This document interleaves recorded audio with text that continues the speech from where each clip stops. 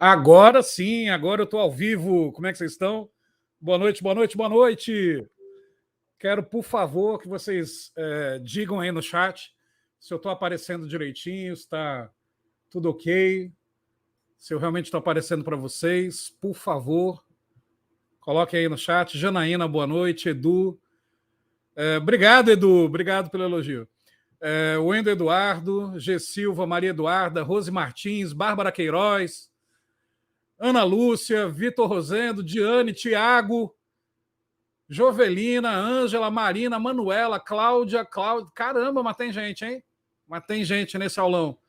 Bom, quero saber se vocês estão me vendo direitinho, me ouvindo direitinho, se está tudo certo. Está tudo ok? Não, deixa eu acender essa luz aqui que fica melhor. Então, beleza. A Janaína falou que está tudo certo, então está tudo certo. Então, pronto. Então, vamos começar, né? Vamos começar com essa bagaça aqui. Galera, é o seguinte, sejam muito bem-vindos, sejam muito bem-vindas. Para você que não teve oportunidade de assistir aula presencial comigo no NUSE das matérias de administração, lamento muito, lamento, a gente não pôde se conhecer, né? Para você que assistiu no online, né, as aulas extremamente completas também na plataforma, seja bem-vindo, seja bem-vindo. E para você que não assistiu nem no online do NUSE, nem no presencial, e agora está nessa semana querendo só revisar, que pena que você não teve com a gente. Você não teve a oportunidade de ter o melhor preparo, com certeza absoluta, que você poderia ter tido para essa prova. Mas você fez o seu esforço, está aqui para revisar, está aqui também para conhecer. Então seja bem-vindo, seja bem-vinda. Antes da gente começar, eu só quero dizer uma coisa. Lá no site do NUSE, tem lá um curso de 400 questões para o FPE. Só comigo são 100. E ainda dá tempo, porque a gente ainda está na quarta-feira. Então você tem quinta, você tem sexta, você tem sábado, então ainda dá tempo de você adquirir no site do NUSE, né, no nuse.com.br, nos concursos, você vai encontrar lá o curso de 400 questões. E no sábado, a gente tem o aulão de véspera. O aulão de véspera, obviamente, né, é um aulão extremamente importante, onde os professores colocam ali os principais pontos, aquilo que a intuição e a experiência desses professores colocam ali na hora, muitas vezes profetizando o que vai cair em prova. Então, também com inscrições abertas pelo Simpla, mas entra no site do NUSE, entra no NUSE Online, você tem lá acesso à matrícula também. Essa aula de sábado ela é presencial e também transmitida. Então, você pode escolher assistir de forma presencial ou assistir de forma online, beleza? Vamos para o que interessa, então. Vamos para o que interessa. Deixa eu adicionar aqui os nossos slides. E aí a gente vai, então, trabalhar 1 hora de administração. Galera, eu estou prometendo aqui trabalhar 1 hora, mas se passar de 1 hora, vocês vão ficar aqui comigo, não vão, não? Vão ou não vão? Quero saber aí. Escreve aí no chat se vai continuar comigo aqui se eu passar de 1 hora. Porque eu vou comentar aqui 40 questões, sem pressa. Pronto. E se passar de 1 hora, eu quero todo mundo aqui comigo. Beleza?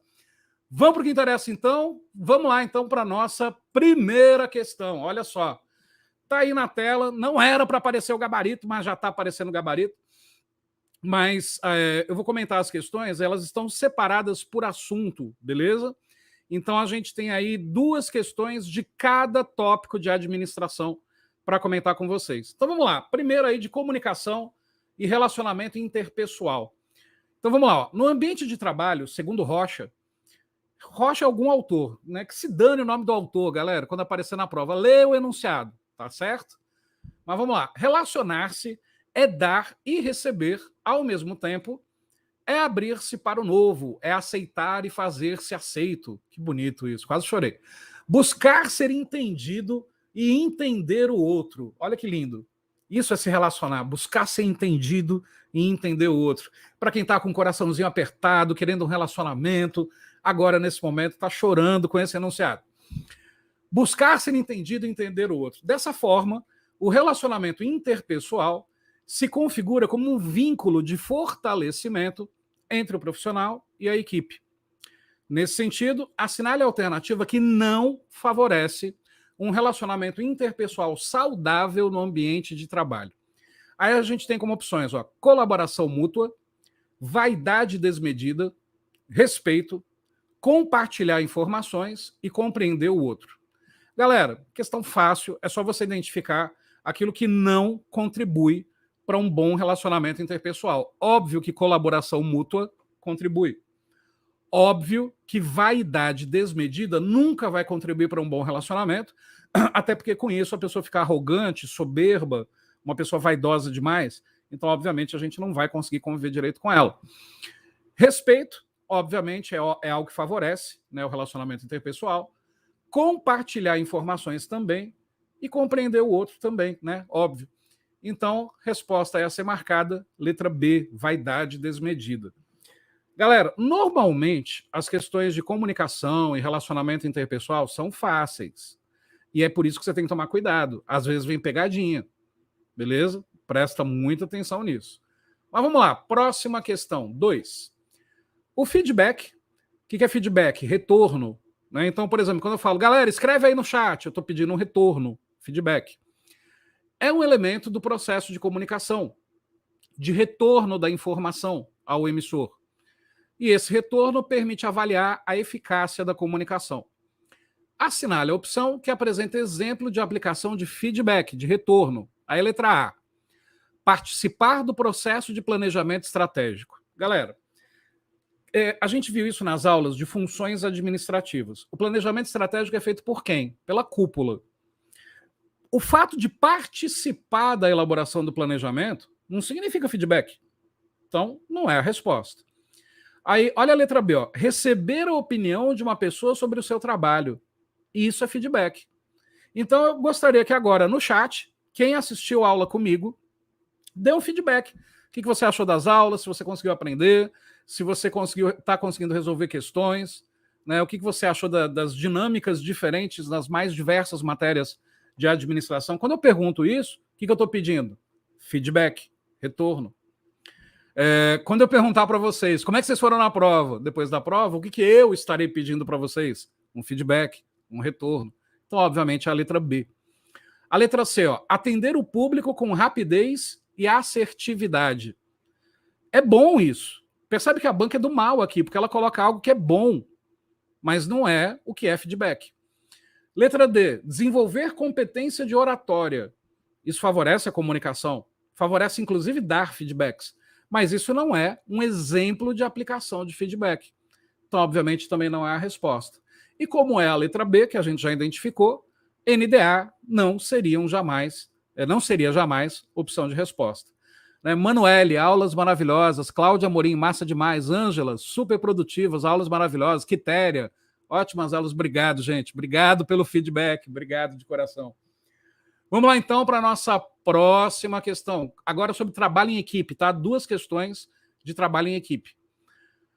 Galera, óbvio que nessa hora aqui de revisão não dá para abordar todos os pontos de cada matéria. Eu coloquei 2 questões de cada assunto. Mas se você quiser saber mais sobre cada matéria, ainda está à disposição no site do NUSSE o curso de 400 questões. Lá tem muito mais questões. E ainda tem o aulão de véspera. É só entrar no site do NUSSE, adquirir o aulão de véspera, seja online ou presencial, e também, né, o curso de 400 questões. Aí a gente aborda mais pontos, beleza? Agora vamos lá, questão 3, então, sobre trabalho em equipe. Essa daqui eu quero ver, hein? Eu quero ver. Já está com o gabarito, mas eu quero ver se você saberia responder se não tivesse com o gabarito aí na tela. Um dos fatores que contribuem atualmente para o bom desempenho das equipes de alta performance é o surgimento de grupos informais. O que é um grupo informal, galera? São aqueles grupos que se formam por afinidade e não porque a organização determina. Só que no mundo moderno, os grupos informais vêm ganhando tanta importância que eles praticamente fazem parte da formalidade de uma organização, eles terem que existir. Mas numa época antiga era até proibido. Mas continuando, qual dos autores abaixo citados não acreditava no sucesso de grupos informais? Tem autor que defendia que ter grupo informal é uma porcaria, vai atrapalhar o trabalho. E aí a gente tem como opções, ó, Henry Fayol, Henry Ford, Frederick Winslow Taylor, Max Weber e Abraham Maslow. E aí, galera? Percebe que são 5 nomes que têm relevância na história da administração. A banca não colocou nomes aí estranhos. Então, vamos lá. Fayol. Por que não é Fayol? Fayol é o pai da teoria clássica da administração. Foi ele que criou a departamentalização, isso é, dividir a empresa em departamentos. Foi ele também que criou a profissão do administrador, essa profissão que eu amo tanto. E ele criou as 5 funções do administrador na época, o chamado POC3: prever, organizar, comandar, controlar e coordenar, que hoje a gente chama de planejamento, direção, organização e controle, as funções administrativas que estão no seu edital. Então não foi Fayol, porque o Fayol ele acreditava em trabalho em equipe e em grupos informais, na origem ainda. Embora ele é uma teoria clássica, mas ele já falava de trabalho em equipe. Então não é o Fayol. O Ford também não. O Ford, a grande importância do Henry Ford em administração é porque ele inventou a produção em massa. E, obviamente, ele entendia que as pessoas, fazendo uma única tarefa, repetidamente ali apertando parafuso, acabariam se enturmando umas com as outras, criando os grupos informais. Agora, por que a resposta é a letra C? Frederick Taylor. O Taylor, engenheiro americano, foi o autor da primeira teoria da administração, chamada Teoria da Administração Científica, onde ele fez um estudo chamado de tempos e movimentos. Ele cronometrava o trabalho do operário nas fábricas para medir a produtividade e ver se o trabalhador poderia produzir mais em menos tempo. Então, ele, de forma alguma, priorizava grupos informais. Quando se fala em Taylor, imagina na tua cabeça aquele filme do Chaplin, Tempos Modernos. Então, realmente, a resposta é Frederick Taylor. Ele não priorizava grupos informais. Quando a letra D fala Max Weber, teoria da burocracia, entenda que o Max Weber ele nem falava sobre grupos informais, nem a favor, nem contra. Ele falava sobre burocracia. E aí você poderia até na hora da prova responder que é Max Weber, porque como ele é pai da teoria da burocracia, então ele deve ser contra grupos informais. Não. Na realidade, ele nem falou do assunto. Então, assim, ele falou de burocracia, colocar regras, colocar normas, fazer um trabalho, sim, extremamente dedicado ao cumprimento das regras, mas ele jamais tocou no assunto grupos informais. Então, não foi Max Weber. E por último, letra E, Maslow. Poxa, você sabe, você que estudou, se você estudou comigo, você sabe disso, que Maslow é pai da teoria da motivação chamada teoria da hierarquia das necessidades. Se o cara fala de motivação, óbvio que ele está a favor de grupos informais. Então, de forma alguma, né, seria Maslow. Então, obviamente, né, Frederick Taylor, letra C é a resposta. Olha, eu estou vendo aqui no chat, Leonardo Lira, ele está falando, eu não foquei muito nos autores de cada grupo. Quanto aos autores, ainda estou fraco. Sabe por quê, Léo? Olha a intimidade, Léo, né? Leonardo Lira. Oh, meu nome é Léo também. Meu segundo nome. Então é o seguinte, sabe por quê? No edital não tem TGA, Teoria Geral da Administração. Você aprende isso em TGA. Aí é que tá. No edital não tem. Aí todo mundo acha, se não tá no edital, não tem que estudar. Eu falei isso desde a primeira aula. Galera, assista TGA, dá uma olhadinha em TGA, nome dos autores, nome das teorias, porque o que esses autores criaram está no edital. E a banca pode perguntar quem é o pai da ideia. Eu sempre falei isso. Então, quer dizer, dá uma estudadinha em TGA, acho que ainda cabe, hein? Pô, Wendel, onde é que eu estudo TGA? Entre no meu canal no YouTube, tem vários trechos de aulas minhas lá de várias épocas. Tem uma aula minha lá de TGA de 2 horas de duração, em sala de aula. Dá uma assistida nessa aula que você vai te dar uma clareada, Léo, beleza? Joga meu nome lá no YouTube, você vai encontrar essa aula lá. Bom, vamos continuar então. Outra questão de trabalho em equipe, questão 4. O papel do colaborador é justamente participar do time e se relacionar com os outros da empresa. E ele precisa saber como, afinal, manter uma relação de convivência diária com os seus colegas de trabalho. Um bom relacionamento interno é um fator estratégico para o seu sucesso profissional e para o sucesso da empresa como um todo. Então, falou aí de trabalho em equipe, um enunciado só para dar uma enchida de linguiça.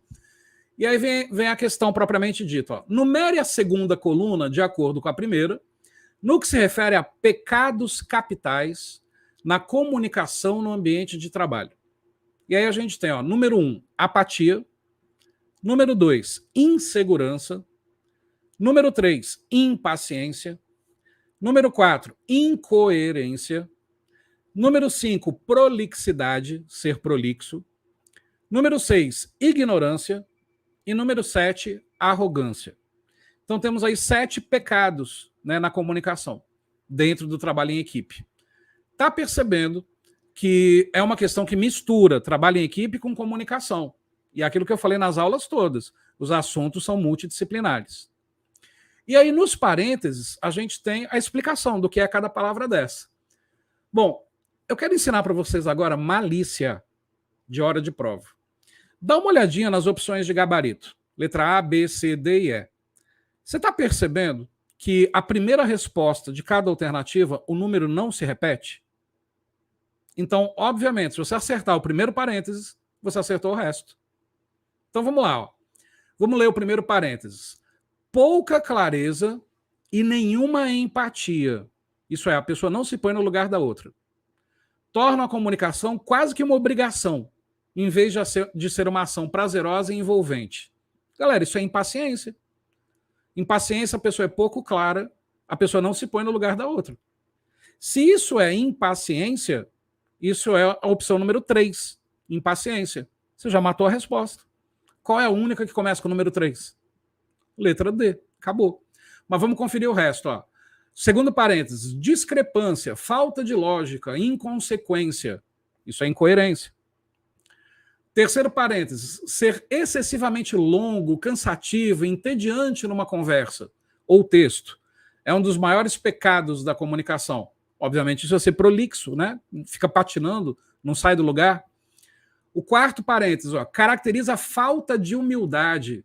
Se é falta de humildade, isso é arrogância, número 7. O outro parênteses, ó, falta de conhecimento, de sabedoria e de instrução sobre determinado tema. Ou mesmo acreditar em algo falso, não tendo discernimento. Isso é ignorância, não ter discernimento é ser ignorante. Número 6. Penúltimo parênteses, ó, reflete o desconhecimento das características do público-alvo. Apatia, aquela pessoa que ficou parada ali e não foi atrás do conhecimento. E o último parênteses, ó, falta de informação, de conhecimento sobre uma situação, pouco ou nenhum conteúdo evidenciam a ausência de assertividade. Isso é insegurança. A pessoa que não tem conhecimento, que falta informação, não consegue ser assertiva, ela é, obviamente, totalmente, né, assim, parada no tempo. Então, isso é, obviamente, a nossa insegurança, né, de fazer alguma coisa com base naquilo que a gente não conhece. Então, resposta correta aí, letra D. Beleza, meu povo? Vamos embora. Gestão de conflitos agora. 2 questões sobre gestão de conflitos. O conflito tem sua principal causa na divergência de interesses, ideologias ou opiniões. Quando bem administrados, podem gerar mudanças positivas no comportamento das pessoas, pois motiva a busca de soluções. Relacione as colunas dos tipos de conflitos. Percebe aí, número 1, conflito latente. Número 2, conflito percebido. Número 3, conflito sentido. E número 4, conflito manifesto. E assinale a alternativa que apresenta a sequência correta. Como aí para você está saindo um pouco... Opa, perdão, acabei pulando o slide, deixa eu voltar. Como aí para você está saindo um pouco cortado aí a opção de resposta, deixa eu só mudar um negocinho aqui, que aí agora vai ficar melhor para vocês enxergarem, eu acho. Não, não fica porque tem a barra aqui embaixo, né? Da propaganda aqui do NUSSE. Ah, pronto. Agora sim. Então agora dá para você ver a última opção de resposta aqui, que é o tal do NDA, né? Então vamos lá, daqui a pouco a tela fica maior, tá? Eu sei que a letra ficou muito pequenininha agora para vocês, mas era só para vocês enxergarem as opções de resposta, beleza? Deixa eu voltar aqui para a configuração que a gente estava antes, então. Então vamos lá, primeiro parênteses. É aquele conflito que já atinge ambas as partes, em que há emoção e forma consciente. Então percebe, esse tipo de conflito, a guerra ainda não está declarada. Guerra declarada é conflito manifesto. Mas a gente já percebe que existe conflito. Isso é chamado conflito sentido, beleza? Então, primeiro parênteses, número 3. Aí vem o segundo, ó. Os elementos envolvidos percebem racionalmente a existência do conflito, embora não haja manifestações abertas sobre o mesmo. Se você percebe que o conflito existe, mas ainda não se manifestou, isso é conflito percebido, opção número 2. Terceiro parênteses, trata-se de conflito que já atingiu ambas as partes, já é percebido por terceiros e pode interferir na dinâmica da organização. A guerra está declarada. Isso é conflito manifesto, número 4. E, por fim, não é declarado e não há, mesmo por parte dos elementos envolvidos, nenhuma clara consciência da sua existência. Isso é conflito latente. Ele existe, mas ainda não existe. Existe a possibilidade dele explodir, mas ele ainda não explodiu. Deixa eu voltar aqui para a tela, que os slides sumiram aqui, galera. Espera aí. Deixa eu ver o que houve aqui, porque os slides sumiram e não era para ter sumido. Então, espera aí. Rapidinho. Deixa eu ver aqui o que eu tenho que fazer. Slides.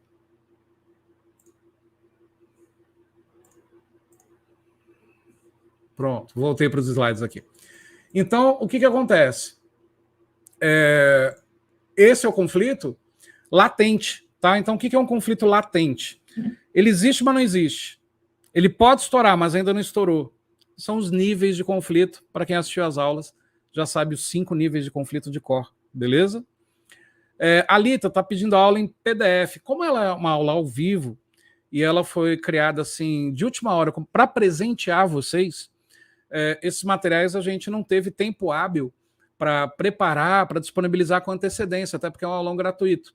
Mas eu imagino que no YouTube pode ser criado pela escola um link para vocês fazerem o download do PDF, beleza? Mas no caso aqui de administração, para você não ficar angustiada, Alita e demais colegas, me pedem no WhatsApp depois, no final da aula eu vou disponibilizar meu WhatsApp, eu já mando imediatamente para vocês os slides, beleza? Aí vocês ficam com os slides dessa aula. Não adianta você ter o slide agora, porque você ia ficar lendo o slide junto comigo. É importante você ter o slide depois, agora que a aula já começou, né? Então você me pede pelo WhatsApp, eu te mando ainda hoje, ou a escola deve criar algum link aí embaixo no YouTube para vocês fazerem o download. Beleza, Alita? Vamos lá então, próxima questão, questão 6. Considere as seguintes afirmações sobre negociação de conflitos. Então, olha só, quando a gente fala de negociação de conflitos, a gente está falando de novo das formas de solução. Então, primeiro, à medida que o foco da discussão é colocado nas verdades individuais de cada envolvido, atenua-se o conflito e emerge o acordo. Isso está certo ou está errado? Para pensar. À medida que o foco da discussão é colocado nas verdades individuais de cada indivíduo. E o outro. Se atenua o conflito ou se aumenta? Se aumenta, né, galera? Então, obviamente, a primeira ela está errada. Vamos ver a 2. Há uma grande possibilidade de êxito quando se estabelece um entendimento pleno e os pontos de interesse mútuo e os valores comuns são observados. Perfeito. Se isso acontece, a gente tem, obviamente, a tendência do conflito em ser resolvido. A 2 é correta. 3. Uma das melhores estratégias para negociar um conflito com êxito é estabelecer objetivos integradores. Óbvio que vão levar a um acordo entre as duas partes. A 3 também é correta. Sendo assim, a 1 está errada, 2 e 3 corretas, nosso gabarito é letra D. Beleza? Vamos avançar então. A matéria agora é gestão por competências. Tá? A gente viu nas aulas, para quem pôde assistir às aulas teóricas, seja no online, seja no presencial, que a matéria gestão por competências eu dividi em 2 partes. Eu falei da gestão por competências dentro de gestão de pessoas e também vimos o decreto, né, 9191, que é o decreto de gestão de competências, 9991, enfim, que é o decreto de gestão de competências. E eu trouxe aqui para a nossa aula, aqui no caso, 2 questões de gestão de competências dentro da matéria geral. Então vamos lá. A gestão por competências tem sido adotada por diferentes organizações públicas, privadas e da sociedade civil.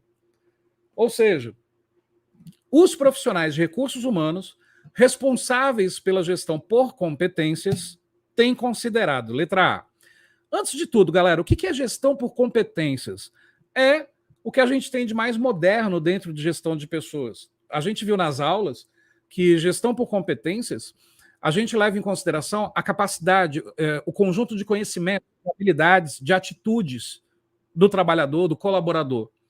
É uma era muito moderna em gestão de pessoas, onde o horário de trabalho deixa de importar, aonde talvez num futuro breve carteira de trabalho deixe de existir, cada um vai ser um CNPJ e vamos prestar serviços para as organizações. Isso num nível mais avançado de gestão por competências.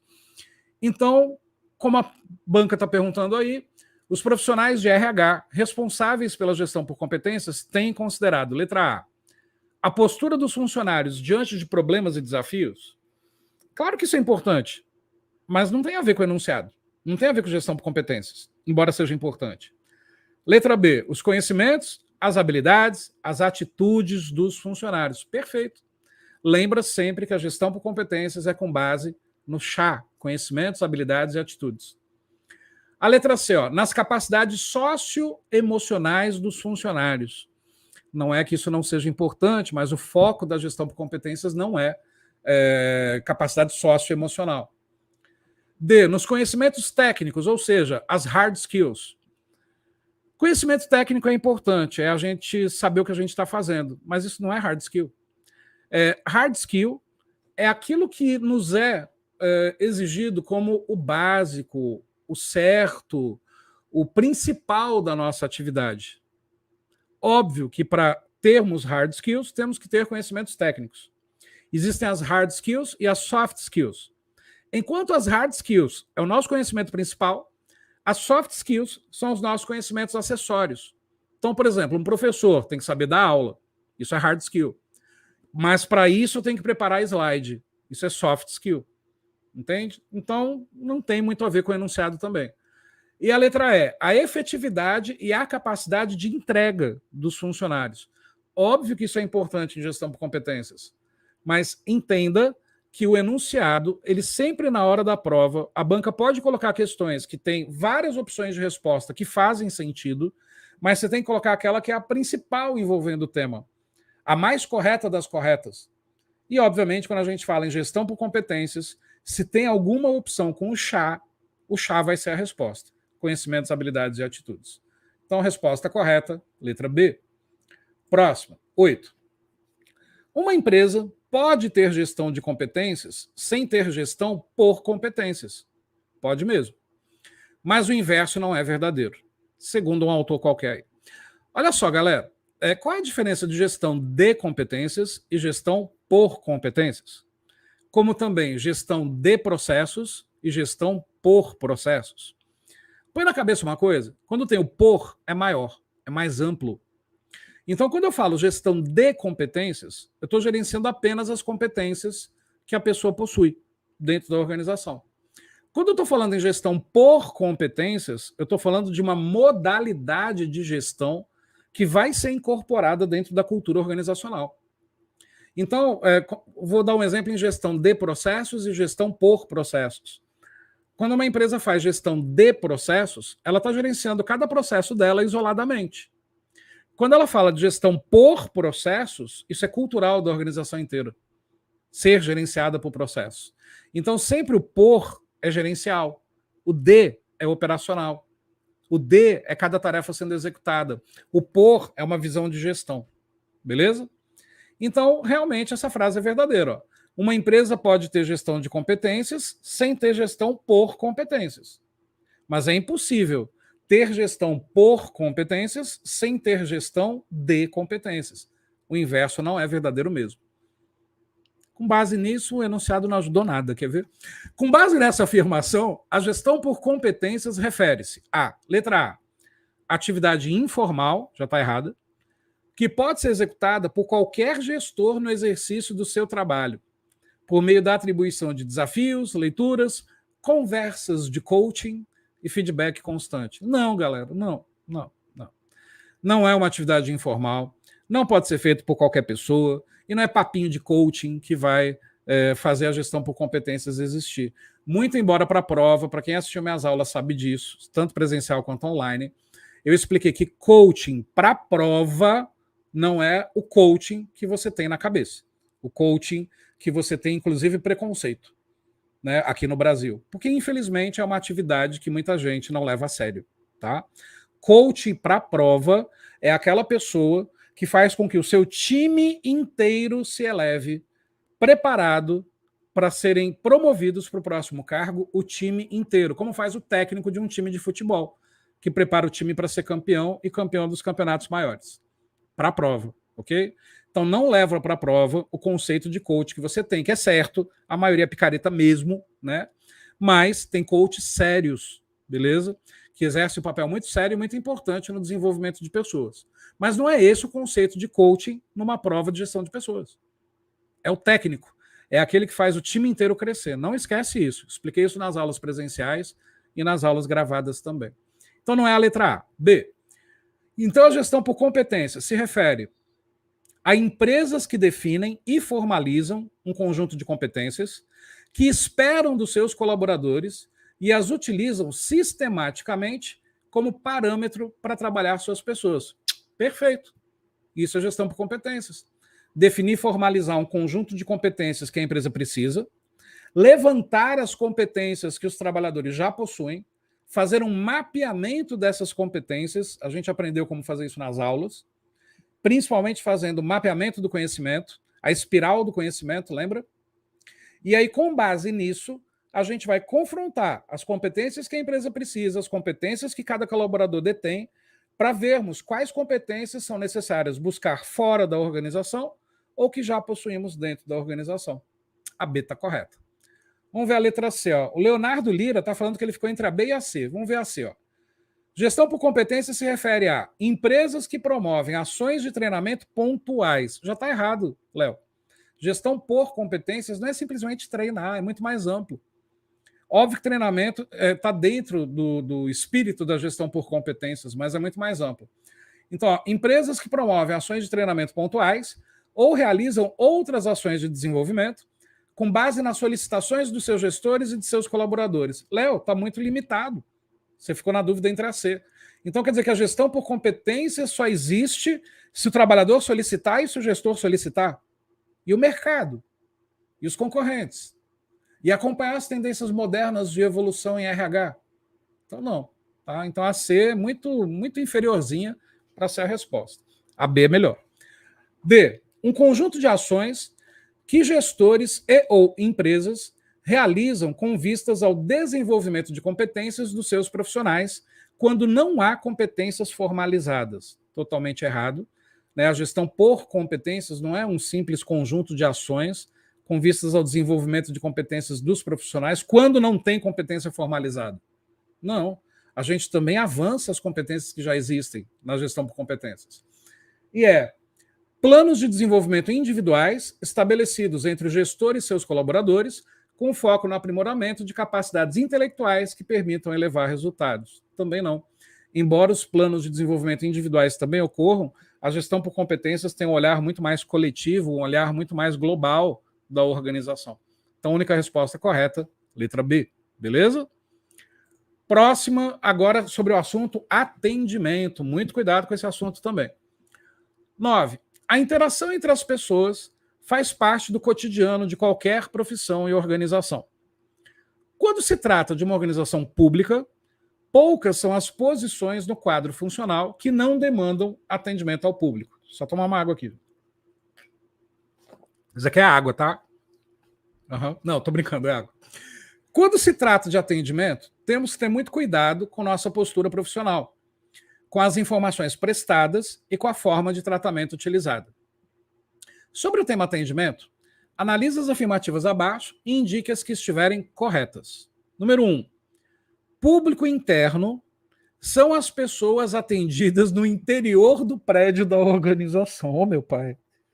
Banca, pelo amor de Deus, né? Galera, se alguém colocar aí que público interno é a galera que é atendida dentro do prédio, pelo amor de Deus, né? A primeira, obviamente, está errada. Público interno são os colaboradores. Tá? 2. Cortesia, educação e simpatia são qualidades reservadas apenas ao atendimento dos clientes do público externo. Uhum. Então, eu só vou ter cortesia com a galera de fora, com os clientes. Porque internamente eu vou mandar tomar banho, vou mandar pro raio que pata, vou chamar de tabacudo todo mundo. Não, né? Pelo amor de Deus. Tabacuda é uma palavra que eu aprendi recentemente aqui em Recife, tá, gente? Então a 2 também está errada. 3. Ao atender o público em geral, devemos dar atendimento igual para todos. E aí? O atendimento é igual para todos? Não tem que ser personalizado, não? Já está errado também. Então A, B e C, ou melhor, 1, 2 e 3 erradas. 4. Ao atender o público, devemos dar atendimento igual para todos, observado o disposto na Lei 10.048 de 2000. Ok, agora ficou correto. Porque nessa lei que fala de atendimento ao cidadão, ela fala que o atendimento tem que ser igual no sentido de respeitar as diferenças entre os cidadãos. O atendimento tem que ser igual no sentido de dedicação, de carinho, de atenção. Porém, tem que ser adaptado à necessidade de cada um, personalizado. Então, a 4 ficou certa. Percebe? A 3 é errada, a 4 está certa. E é bem parecida uma com a outra. E 5. Agilidade, atenção e conhecimento do setor são requisitos essenciais no atendimento ao público, com certeza. Quem não quer um atendimento ágil, atencioso e que o setor que está te atendendo não conheça? Então, obviamente, a gente tem a 4 e a 5 corretas, gabarito, letra C. Vamos para a questão número 10. Galera, eu vou até a 40, hein? Não importa a hora que vai terminar, não. Eu sei que você veio preparado para assistir só 1 hora de aula, mas eu vou até a 40, beleza? Vamos lá. Atendimento ao cidadão, questão 10. Um bom atendimento corresponde às expectativas do público, informando e esclarecendo as dúvidas com agilidade e eficiência. Peraí, Léo, na prova não cai uma questão de graça dessas. Você acha que eu tirei essas questões de onde, Leonardo? Leonardo Lira. Você está achando que eu tirei essas questões? Foi da minha cabeça, foi? Isso tudo é questão de prova, irmão. Já caiu em prova passada. Claro que cai, questão de graça. Deixa eu falar uma coisa para você, Leonardo Lira. Falando sério. Se eu falar para você que 90% das questões de qualquer prova são de graça, basta você ter estudado. Eita, Lele! Galera, todas as questões de prova são fáceis, depois que a prova passa. Né? Depois que a prova passa, fica fácil. Vamos lá, 10. Um bom atendimento corresponde às expectativas do público, informando e esclarecendo as dúvidas com agilidade e eficiência. Assinale a opção que melhor descreve o atendimento representado na charge. Aí vê que a atendente está assim, ó. Se seu celular está com problema, como é que você conseguiu ligar? Imagina. Tu liga reclamando para a empresa de celular, ó, meu celular está com problema. Ué, como é que você me ligou? Vamos lá. Letra A, isso é precisão? Nunca, né? Letra B, isso é cortesia? Nunca também. Lembra que cortesia é a soma da empatia com a simpatia, se isso cair em prova. C, isso é compromisso? Responder desse jeito? Se o teu celular está com problema, como é que você me ligou? Isso é agilidade? Óbvio que não, só pode ser letra E, agressividade. Leonardo Lira, acredite, esse tipo de questão cai em prova, porque isso aqui é questão de prova. Continuando. Agora, questões sobre conceitos em gestão de pessoas. São aquelas funções: aplicar, recompensar, desenvolver, manter, monitorar pessoas, avaliação de desempenho, recrutamento e seleção, planos de integração, plano de cargos e salários, plano de benefícios, treinamento, desenvolvimento, higiene do trabalho, tudo isso pode cair. Então vamos lá, questão 11. Sobre a avaliação de desempenho, analise as afirmativas abaixo. 1. Um campo que influencia na obtenção de resultados positivos numa avaliação de desempenho é o querer e o saber. Com certeza. Avaliar o desempenho tem, dentre os vários objetivos, ver se o indivíduo está adaptado, está adequado ao cargo que ele executa. E o querer e o saber é extremamente importante. Então, a 1 está correta. 2. Um campo que influencia na obtenção de resultados positivo numa avaliação de desempenho são as metas. Com certeza. Se a gente não tem metas, a gente não vai ter como ter o desempenho avaliado. A sua meta é passar na prova. Como é que você avalia o seu desempenho? Fazendo questões? Né? A 2 é correta. 3. Um campo que influencia na obtenção de resultados positivos numa avaliação de desempenho são as possibilidades. Com certeza também, isso influencia. As diversas possibilidades de onde o trabalhador pode chegar em função do seu próprio trabalho influencia na avaliação de desempenho, até porque com essas possibilidades abertas, esse trabalhador vai estar muito mais empenhado para atingir seus resultados e suas avaliações de desempenho serão consequentemente melhores. Então, as 3 estão corretas. Resposta aí, letra B de bola. Beleza? Próxima questão, ainda sobre os conceitos. Assinale a alternativa que completa correta e, respectivamente, as lacunas das frases abaixo que versam sobre a avaliação de desempenho funcional. Vamos lá. Algumas organizações utilizam a, sei lá o quê, por parte dos empregados como método de avaliação de desempenho. Tá fácil, hein, galera? Vê a primeira palavra, opção de resposta das letras A, B, C, D e E. A gente tem autoavaliação na letra A, avaliação 360 graus na B e na C, meta-avaliação na D e autoavaliação de novo na letra E. Se a primeira frase com a lacuna disse assim, algumas organizações utilizam sei lá o quê por parte dos empregados. Se é por parte dos empregados, é autoavaliação. Para ser 360 graus, teria que falar do público todo que pode nos avaliar. Então, se é autoavaliação, você já eliminou a B, já eliminou a C, já eliminou a D. Beleza? Aí vamos continuar. Em algumas organizações, a avaliação do desempenho é atribuída a uma. Na letra A, consultoria. E na letra E, comissão. Consultoria não avalia desempenho de ninguém. Isso é uma comissão. Então só sobrou a letra E, já é o gabarito. Mas vamos continuar a ler. Especialmente designada para esse fim e constituída por indivíduos pertencentes a diversas unidades, diversos departamentos. Isso é 360 graus, né? Por meio da avaliação de desempenho, o subordinado conhece seus pontos fortes e fracos e as expectativas de seu chefe a respeito de seu desempenho. Há vários métodos de avaliação de desempenho e cada um apresenta vantagens, desvantagens e relativa adequação a determinados tipos de cargos e situações. Então, qual que é o macete dessa questão, galera? E nesse tipo de questão, se vier a cair na sua prova, de preencher lacunas.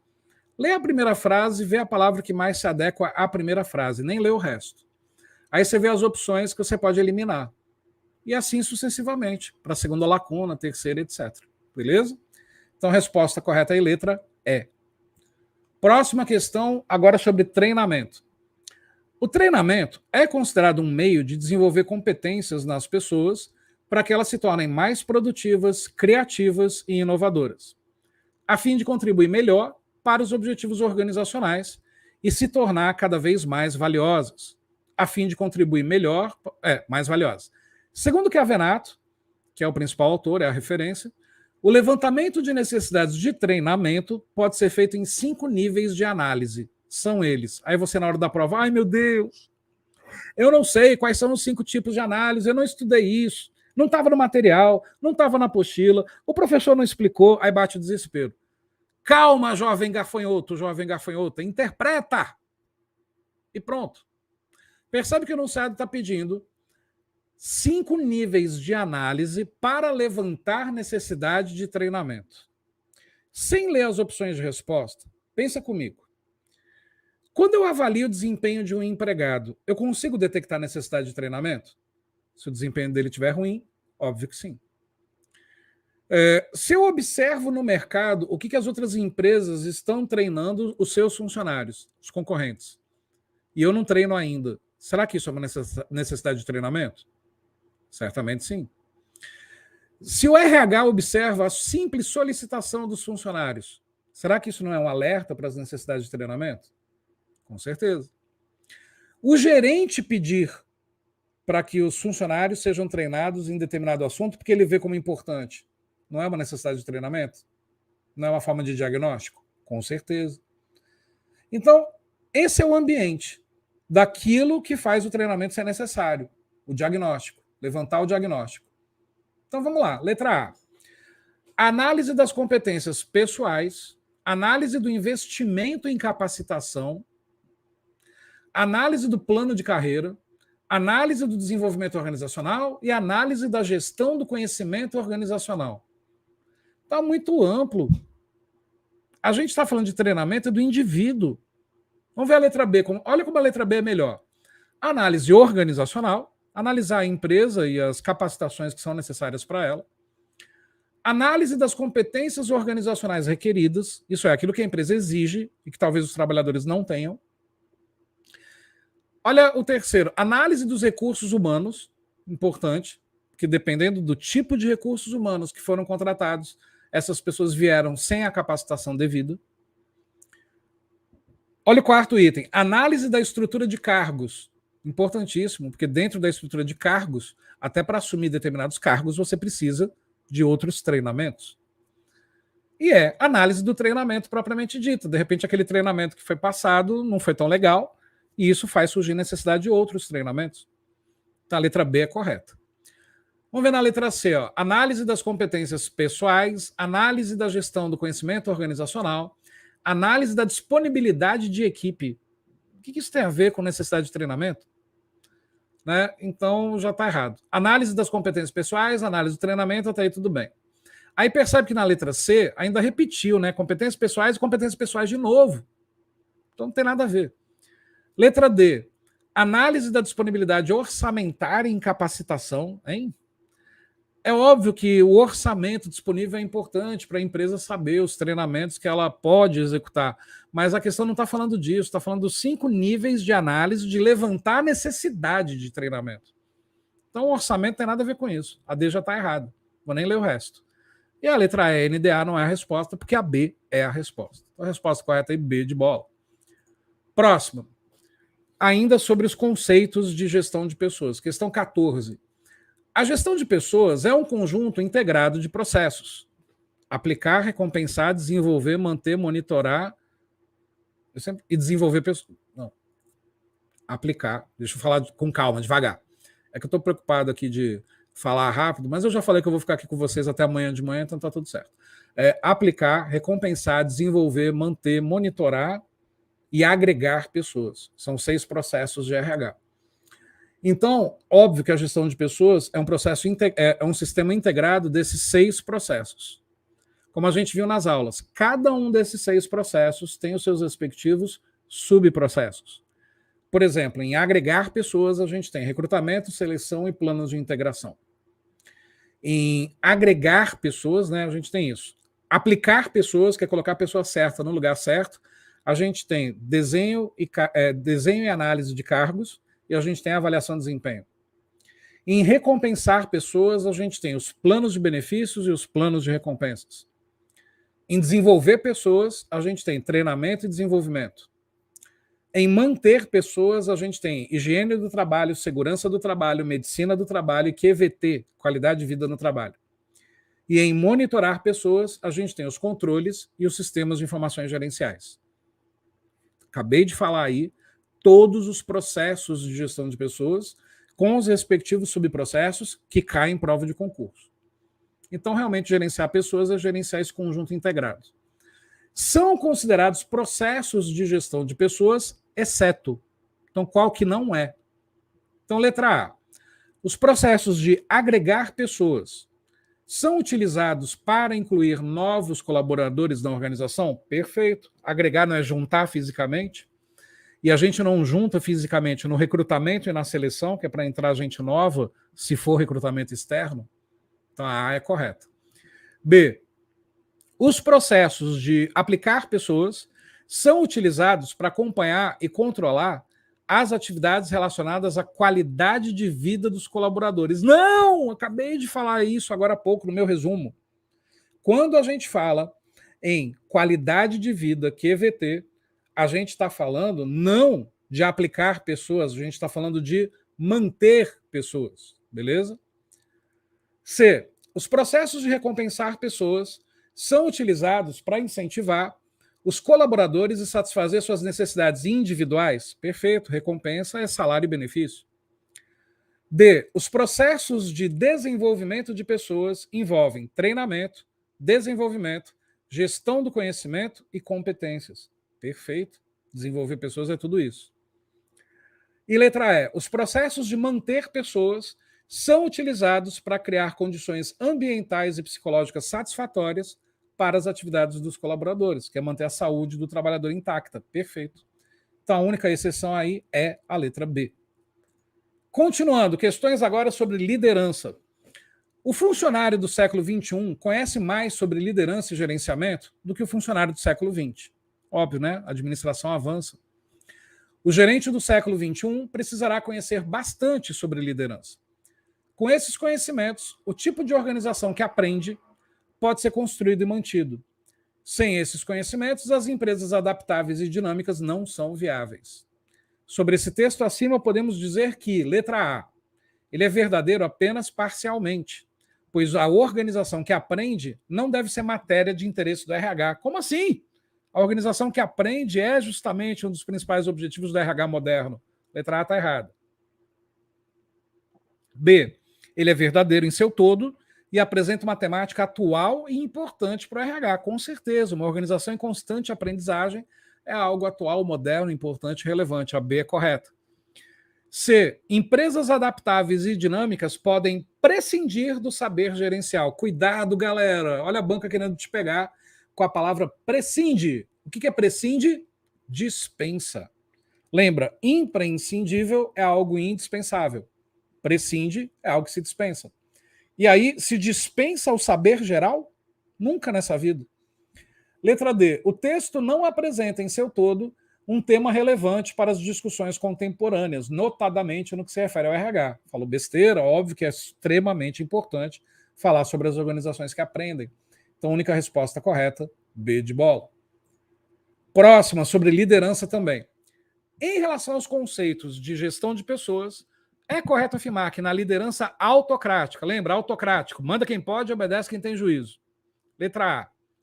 As diretrizes são debatidas e decididas pelo grupo, estimulado e assistido pelo líder. Na autocrática? Nunca nessa vida. B. O líder é objetivo e impessoal, limitando-se à análise dos fatos em suas críticas e elogios. Não. Não. Olha a letra C. Isso é autocrático. Quer ver? Ó? O líder determina a tarefa que cada um deve executar e qual é o seu companheiro de trabalho. Isso é, você não pode optar por nada. Você tem que fazer tudo que o chefe manda. Baixar a cabeça. Letra C é correta. D. Há liberdade completa para as decisões grupais ou individuais com participação mínima do líder. Não. Isso é liderança liberal, com base no laissez-faire. Lembra disso? Então, a única resposta correta, letra C. Avançando. Questões agora sobre as teorias da motivação. Segundo a teoria da hierarquia das necessidades de Maslow, é incorreto dizer, letra A, toda pessoa orienta seu comportamento a partir de mais que um único tipo de motivação. E aí? É verdade o que está na letra A, só que não está falando de Maslow, então não é a resposta. B. Apenas algumas pessoas alcançam a satisfação das necessidades localizadas no topo da pirâmide. É correto também. Mas percebe, o enunciado está pedindo a incorreta. Então vamos ver. C. A satisfação de um nível inferior de necessidades não é obrigatória para que surja imediatamente um nível mais elevado no comportamento. Essa está totalmente errada. Segundo Maslow, a gente só avança de nível se a gente preencher o nível de necessidade imediatamente inferior. Tem um autor que pegou a teoria do Maslow e falou, não precisa dessa sequência, que foi o Alderfer. Só que o enunciado não está falando do Alderfer, a gente viu isso nas aulas, está falando de Maslow. Então a letra C está errada. D. As necessidades fundamentais podem ser expressas por diferentes tipos de comportamento. Podem. E aí? E toda necessidade primária não atendida passa a ser considerada uma ameaça psicológica. Verdade, imagina, você passando fome. É uma ameaça psicológica. Então, realmente, a única que está errada, letra C. Próxima, sobre teorias da motivação. Ao definir as políticas administrativas e empresariais de RH, seus elaboradores podem levar em consideração 2 modelos de motivação. 1, Maslow, e 2, teoria do Herzberg. Tais políticas administrativas e empresariais, na comparação entre os modelos, estão estabelecidas diretamente com 1, as necessidades, letra A, do ego. Peraí, 1 é Maslow, né? Então vamos pegar só a primeira palavra de cada item de resposta. Sobre Maslow, tem a ver com ego, na letra A, fisiológica, a letra B, social, a letra C, segurança, a letra D, ou autorrealização, a letra E? Percebe que das necessidades de Maslow, só ego é que não faz parte. Então você já elimina a A. A B, a C, a D e a E podem ser a resposta. Só que agora, percebe que o número 2 é Herzberg. Lembra da teoria do Herzberg? Fatores higiênicos e fatores motivacionais? E aí, então, a gente tem que ver qual das opções de resposta tem no item 2, higiênicos e motivacionais. Então, a A está eliminada, a B está falando fatores de recompensas. Eu ia espirrar, mas não saiu. Então, também está eliminada. A C tem fatores motivacionais, a D tem fatores higiênicos. Então, C e D permanecem. E a E, fatores de autoestima, não é do Herzberg. Então, a gente está entre a C e a D. Então, vamos voltar. Qual é a resposta? Sociais e fatores motivacionais ou fatores de segurança na letra D e fatores higiênicos? A resposta é a letra D, galera. Por quê? Entenda que a questão está falando de 2 modelos de motivação. Hierarquia de Maslow, fatores de Herzberg. E está falando que tais políticas administrativas e empresariais, na comparação entre os 2 modelos, Maslow e Herzberg, estão estabelecidas diretamente com necessidades que são básicas do ser humano. Para Maslow são as fisiológicas e as de segurança, e para o Herzberg são as higiênicas. E para Maslow, os fatores motivacionais seriam os aspectos sociais, status e estima e autorrealização. A gente viu isso na aula. E para o Herzberg, esses 3 fatores de Maslow são verdadeiramente motivacionais porque são internos.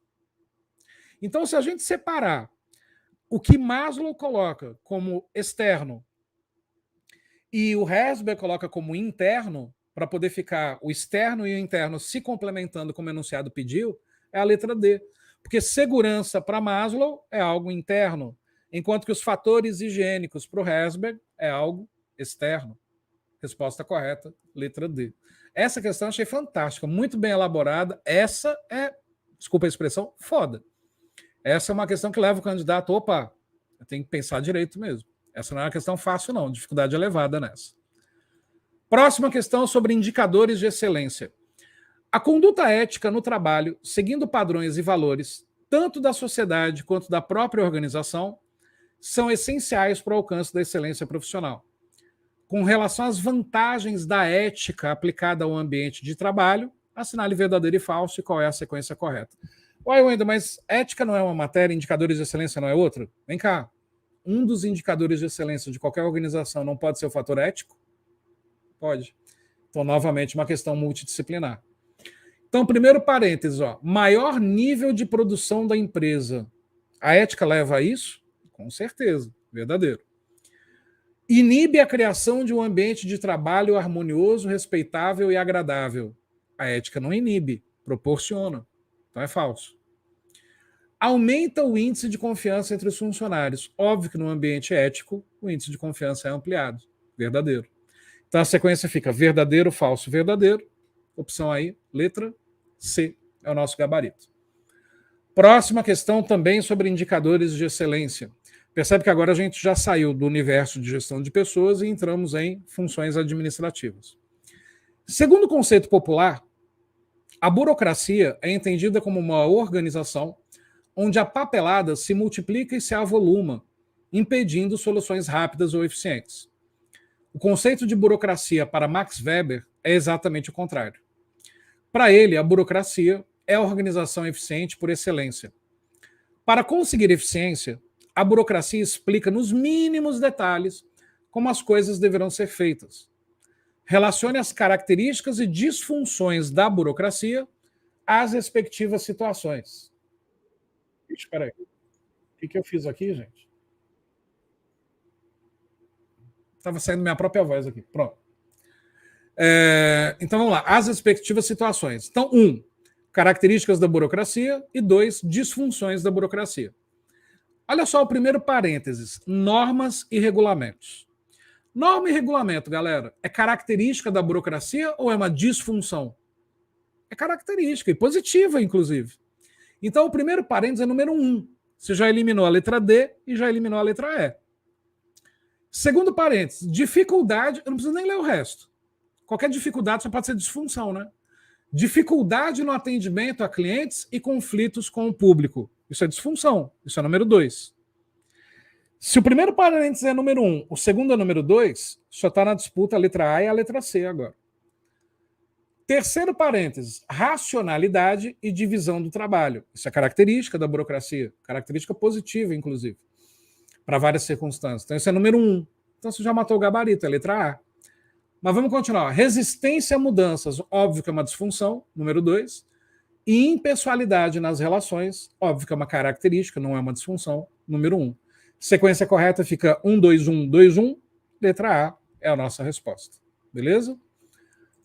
Próximo, agora sobre racionalização do trabalho. Chegamos, então, na metade das nossas questões. Eu vou até a 40. Vamos embora. Taylor defendeu a ideia da racionalização do trabalho. Ao perceber que a perda de tempo pelos colaboradores nos processos produtivos se dava por desconhecimento das suas funções. Frederick Taylor, em um dos seus legados escritos, Princípios da Administração Científica, apresentou 4 princípios fundamentais na racionalização do trabalho, exceto, ai meu Deus do céu, eu não estudei os princípios da racionalização do trabalho no Taylor, e agora, o que eu faço? Ó meu pai, ó meu Deus, para de desespero. Lê as opções e vê aquela que não tem a ver com o contexto, gente. O que é um trabalho racionalizado? É tornar esse trabalho mais eficiente possível, no menor tempo possível, foco total em produtividade, aquela época clássica da administração. Então vamos lá, letra A, princípio do planejamento. Será que tem a ver com racionalizar o trabalho? Tem a ver com planejar? Óbvio que tem. Então não é a resposta. B, princípio da preparação dos trabalhadores. Será que preparar os trabalhadores para fazer um trabalho mais rápido e com maior produtividade, será que tem a ver com racionalização do trabalho? Óbvio que tem. Princípio do custo. Não tem a ver. Porque olha os outros dois. Princípio do controle, tem tudo a ver. Princípio da execução também. Uai, Wendel, mas eu não tenho que levar em consideração o custo? A gente está falando de Taylor. Olha lá, 1856. Revolução Industrial. Você acha que alguma empresa pensava em custo? Ela só pensava em produção e lucro, produção e lucro, produção e lucro. Custo veio se preocupar só depois. Então, letra C é a exceção a ser marcada. 22. Todas as alternativas a seguir estão associadas ao processo de racionalização do trabalho, exceto com qual que não tem a ver com racionalização do trabalho. Letra A. Uma estratégia aprimora a competitividade de uma empresa quando faz parte da sua cultura a racionalização do trabalho. Perfeito, isso tem tudo a ver. B. Os processos não produtivos precisam receber mais atenção, uma vez que grande parte dos custos organizacionais é devido aos problemas operacionais. Perfeito. Boa parte dos custos é por causa do próprio trabalhador. C. Em um ambiente de trabalho mais limpo e organizado, torna-se mais fácil a execução do trabalho. Quem vai discordar dessa frase? Ninguém, né? Só que isso não tem a ver com racionalização do trabalho, galera.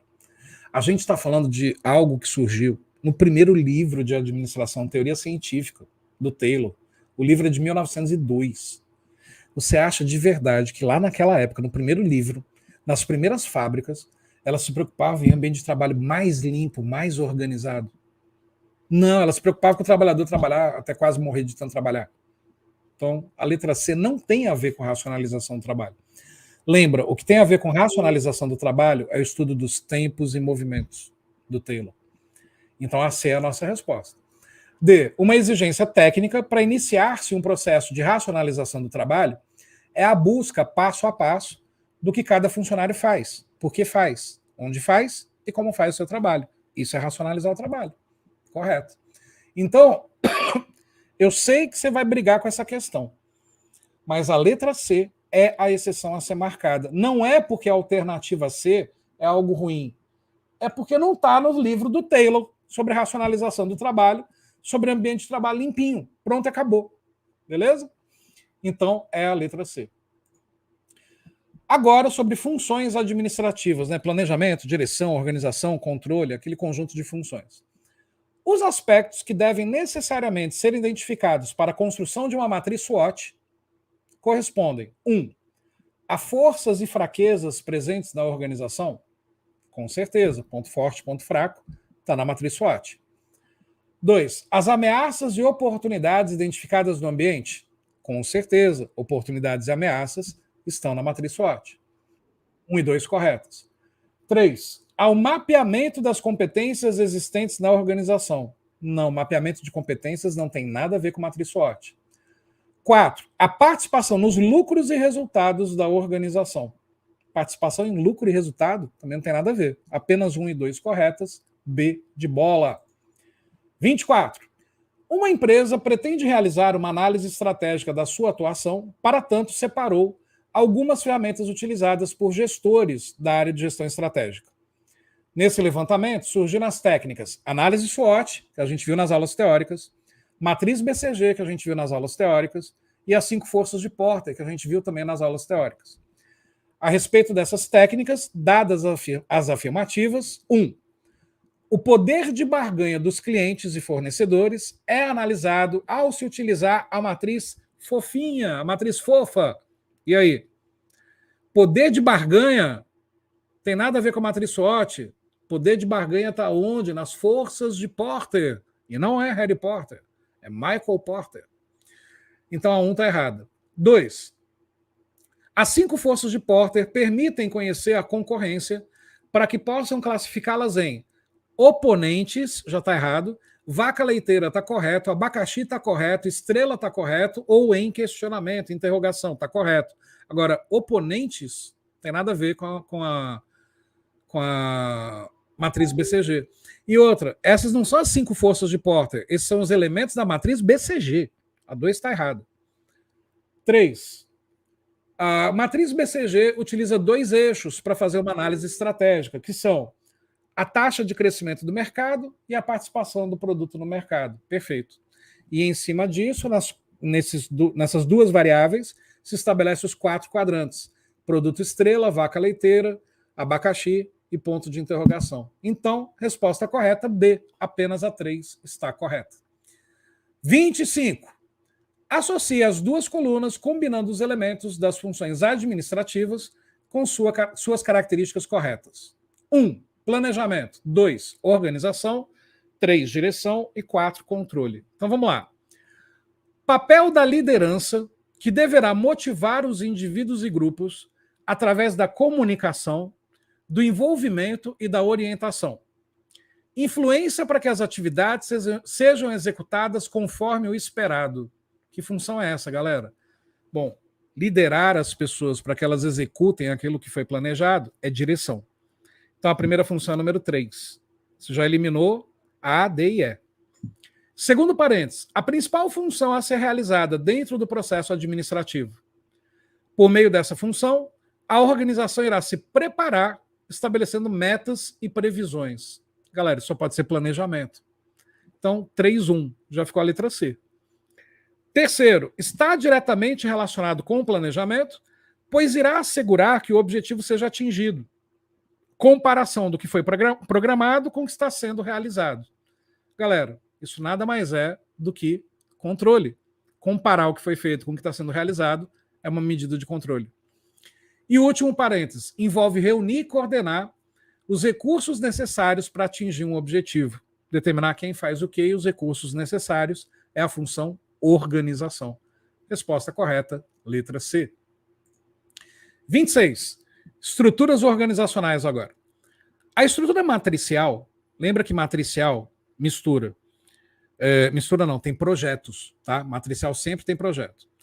A estrutura matricial é um modelo misto, que comporta ao mesmo tempo uma estrutura funcional com uma estrutura horizontal, que normalmente se refere a um projeto, uma divisão específica ou um produto.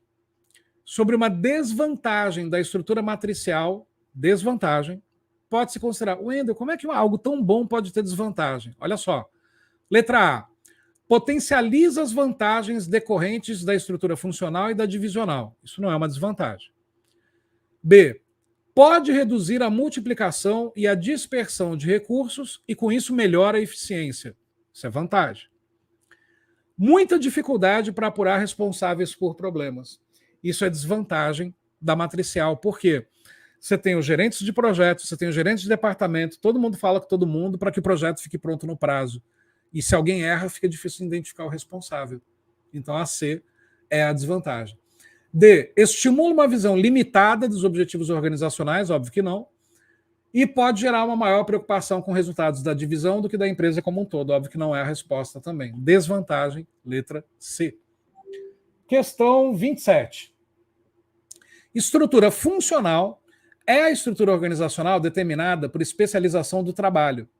São características da estrutura funcional, exceto, qual que não é? Letra A, autoridade funcional ou dividida. Isso está na estrutura funcional. Linhas diretas de comunicação. Isso está na estrutura funcional. Descentralização das decisões. Isso é a principal característica da funcional. Todo mundo fala com todo mundo. ênfase na especialização. Perfeito, uma estrutura funcional tem que ter especialistas, até porque você delega a autoridade para gente que não é especialista. Agora, a letra E, aspecto piramidal. Realmente essa é a exceção. Pô, Wendel, mas nas imagens que eu vejo de estrutura funcional, ela é piramidal. Sim. Porém, todo mundo fala com todo mundo. Piramidal pura é quando a gente tem a hierarquia ligada apenas por uma única linha vertical ligando as pessoas. Isso é piramidal pura, que é a linear. Então, a resposta é a letra E. Até porque o melhor desenho de funcional é todo mundo falando com todo mundo. Então, quer dizer, o melhor desenho é até fora daquela estrutura de pirâmide de organograma. Então, a resposta é letra E. 28. A organização com estrutura linha staff mantém o princípio da hierarquia ou cadeia escalar, ou seja, a nivelação dos graus de autoridade linear sem abrir mão da especialização. Assinale a alternativa que apresenta o papel da hierarquia no Lean Staff. Letra A. Assegurar o comando e a disciplina. Esse é o papel da hierarquia, não é só na Lean Staff, na linear também, na funcional também, por aí vai. A está correta. B. Garantir o exercício da direção. Não necessariamente o papel da hierarquia é garantir o exercício da direção. O exercício da direção se dá pela competência. C. Promover a divisão do trabalho por especialização. Isso é na funcional. Favorecer a delegação de tarefas e atividades. Isso é na funcional. Garantir o alcance dos objetivos organizacionais. Nenhuma delas garante. Nenhuma estrutura garante que o objetivo organizacional vai ser atingido. Entende isso? O que garante são as pessoas, é o trabalho delas. Então, realmente, a alternativa, a resposta é a letra A. Questão 29. As empresas Rosamar têm 3 diretorias ligadas à presidência. A diretoria de RH tem 2 departamentos. 1, recrutamento e seleção, e 2, folha de pagamento. A diretoria comercial tem 2 departamentos. 1, pesquisa de mercado, e 2, vendas. A diretoria de produção tem 4 departamentos. 1, engenharia, 2, suprimentos, 3, planejamento e controle da produção, e 4, fabricação. Aí a pergunta vem, ó, o principal critério de departamentalização existente na empresa é qual? Por produto, por função, por processo, por cliente ou por área geográfica? E aí, galera? Para a gente estabelecer o principal critério de departamentalização, eu tenho que pegar só as diretorias. Percebe que uma diretoria de RH, a outra é comercial e a outra é de produção. Cada diretoria tem uma função. Então, qual é o critério aí de departamentalização dessa empresa? Se cada diretoria tem uma função, funcional. Letra B. Só isso. Ah, Wendel, mas olha só, eu estudei nas aulas e você falou que quando a gente tem, por exemplo, fabricação, suprimento, não sei o que, isso é por processo. Sim. Percebe que a diretoria de produção, ela até pode ser separada por processo, pode até ser. Mas para a gente definir qual é o critério de departamentalização dessa empresa principal, a gente sempre vai observar a primeira linha, beleza? Se está separado em RH, comercial e produção, isso é funcional, B de bola. Questão 30. Os principais tipos de departamentalização são por funções, funcional, por produtos ou serviços, por localização geográfica, por clientes, por fases do processo, por projetos. leia abaixo algumas vantagens da departamentalização funcional e assinale a alternativa correta. Então, lá, primeiro, orienta as pessoas para uma específica atividade, concentrando sua competência de maneira eficaz e simplifica o treinamento. Correto. Lembra que funcional, cada departamento tem uma função diferente. Vendas, compras, marketing. Óbvio que isso conecta melhor, concentra melhor as competências das pessoas. A primeira é correta. 2. Garante plena utilização das habilidades técnicas das pessoas, porque se baseia no princípio da especialização ocupacional. Cada departamento especializado em uma atividade. Correto também. Então, 1 e 2 estão corretas. Letra C. Questão 31. Vamos lá, galera. Faltam 9 questões aí para a gente terminar aqui o meu compromisso com vocês. Questões de arquivologia agora. Considere que os documentos de um determinado setor da DPU, um órgão qualquer aí, estejam organizados com base na procedência ou local. Nessa situação, o método de arquivamento adotado denomina-se por assunto, onomástico, geográfico, ideográfico ou alfabético. Galera, se é por local, qual é o critério de arquivamento aí, meu Deus do céu? Se é por local, só pode ser geográfico, né? Letra C. Próximo, também de arquivologia. O método de arquivamento que tem sua aplicação atrelada à interpretação do assunto do documento em análise e é o mais aconselhável nos casos de grandes massas documentais e variedade de assuntos, pois exige profundo conhecimento das atividades institucionais, é conhecido como método, se é por assunto, é ideográfico, letra D. Beleza, galera? Sempre que é por assunto, é ideográfico. Fechado? Próxima, agora, administração de materiais até o final. Vamos lá. Quantidade mínima possível capaz de suportar um tempo de ressuprimento superior ao programado ou um consumo desproporcional. Isso é estoque de quê, galera? Operacional, de produtos acabados, de segurança, estoque real ou nenhum deles? Bom, se eu deixo uma quantidade separada para suprir a ausência de um fornecedor, é estoque de segurança. Então, é uma quantidade mínima que eu deixo ali para suportar um tempo de ressuprimento.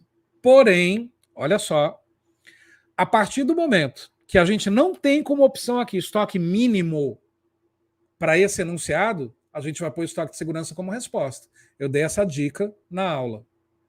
Quando não tem a opção estoque mínimo, é de segurança.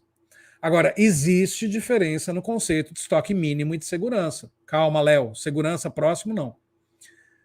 A resposta correta, Leonardo Lira, era para ser estoque mínimo nessa questão e não de segurança. Por quê? Estoque mínimo eu vou consumindo até a reposição acontecer. O estoque de segurança ele tem que estar separado, à parte. Eu só vou consumir se der alguma merda, desculpa a palavra. Tipo, fornecedor atrasou, aí eu consumo estoque de segurança. Então, na realidade, o estoque de segurança ele foi feito para não ser utilizado, só em emergência. E o enunciado não falou desse tipo de situação. Falou, ó, estoque para suportar o tempo do ressuprimento. Isso é estoque mínimo. Como não tem essa resposta, e os autores, alguns autores consideram mínimo e de segurança sinônimos, então é de segurança. Porque o certo mesmo era NDA. Beleza? Mas como alguns autores consideram sinônimos, então é de segurança. Próximo. Dadas as afirmativas abaixo quanto à gestão de estoques. 1. O estoque reflete um equilíbrio entre a oferta e a demanda e pode ser gerado em 3 situações. Intencional, ocasionado pela ausência de planejamento e ocasionado pela falha de planejamento. Isso pode acontecer, mas um estoque não pode ser gerado por essas 3 situações, não. Isso pode acontecer porque deu problema. O objetivo não pode ser esse. Então, a 1 está errada. 2. O estoque pode ser definido como certa quantidade de matéria-prima ou produto acabado que ainda não foi consumido para a produção ou comprado e entregue ao cliente da organização, respectivamente. Perfeito. Um estoque pode ser gerado por isso. É uma quantidade de matéria-prima ou produto acabado que ainda não foi consumido. 3. Quando ocorre a formação de estoque de forma aleatória, isso se dá pelo interesse da organização no suprimento de matéria-prima, visando obter vantagem em comprar maior volume de produto, o que pode levar à redução de custo de aquisição ou à redução de custo de transporte, entre outros. Hein?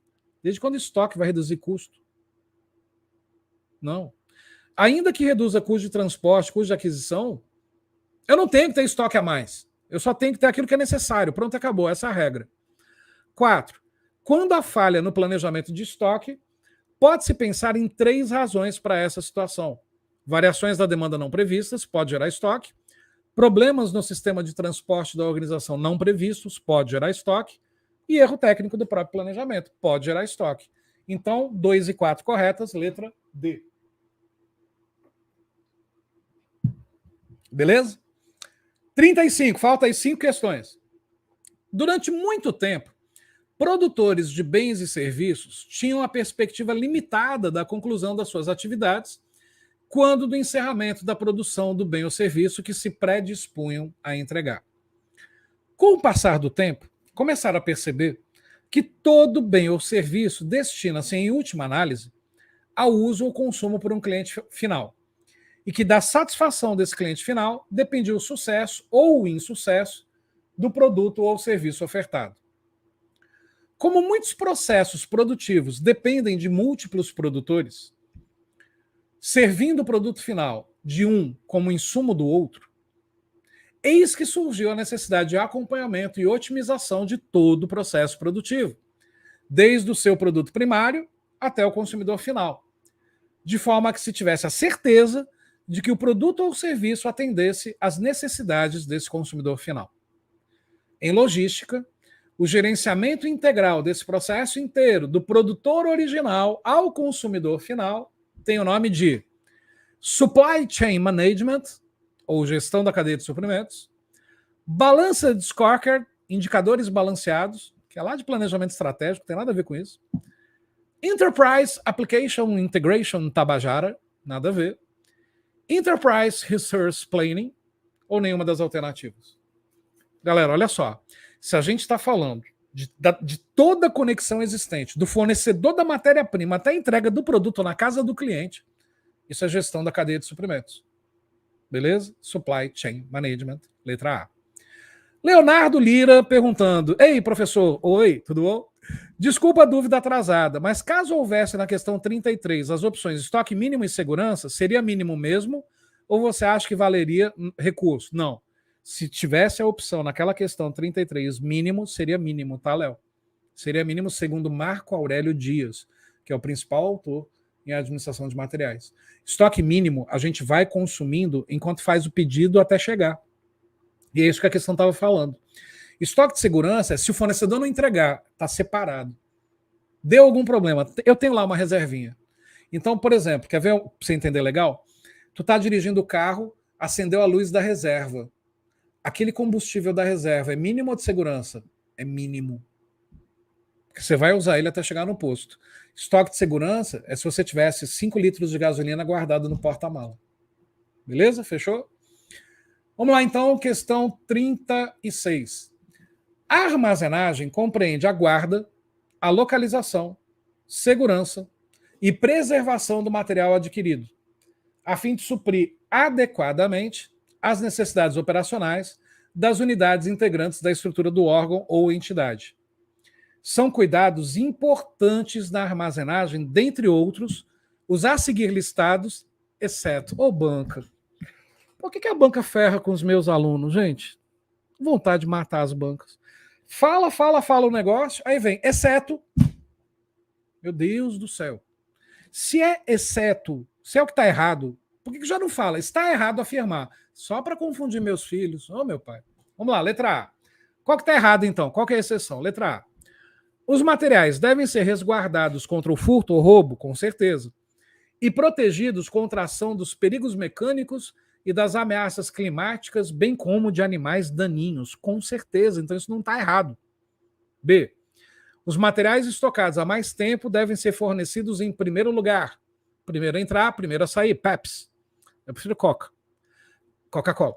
Com a finalidade de evitar o envelhecimento do estoque. A gente viu nas aulas, Pepsi é obrigatório. Então tá certo. C. Os materiais devem ser estocados de modo a possibilitar uma fácil inspeção e um rápido inventário. Claro, tu vai estocar ou tu vai esconder? Óbvio, correto. D. Os materiais devem ser estocados em contato direto com o piso sempre que possível. Claro, para pegar umidade, rato, barata. É isso mesmo. Óbvio que isso está errado, né? Essa questão está fácil. E os materiais que possuem grande movimentação devem ser estocados em lugar de fácil acesso e próximo das áreas de expedição. E o material que possui pequena movimentação deve ser estocado na parte mais afastada das áreas de expedição. Depende. Se a organização quiser armazenar desse jeito, é certo. Mas pode armazenar por outros critérios também. Nas aulas teóricas, a gente viu os critérios de armazenagem. Beleza? A letra D está errada. Nunca o material tem que estar em contato direto com o piso. No mínimo, em cima de um estrado de madeira chamado pallet, a no mínimo 10 centímetros do piso. Beleza? 37. O just in time, na hora certa, surgiu no Japão. Correto. Óbvio que é correto, né? O enunciado é correto. Na década de 70. O enunciado está errado, tá? O just in time surgiu nos anos 60. 50 para 60. E teve sua filosofia assimilada pela indústria ocidental a partir da década de 80. Realmente, só nos anos 80 que o Ocidente foi adotar o just in time. Um dos fundamentos básicos do just in time é a meta do estoque zero. É a meta. Mas nem sempre dá para ter estoque zero, né? Marque a opção que não apresenta um objetivo do just in time. Galera, o que é just in time? Just in time é quando eu vou receber os materiais no exato momento da necessidade do consumo. Mas nem todo material dá para ser assim. Imagina uma empresa recebendo papel higiênico somente no momento do consumo.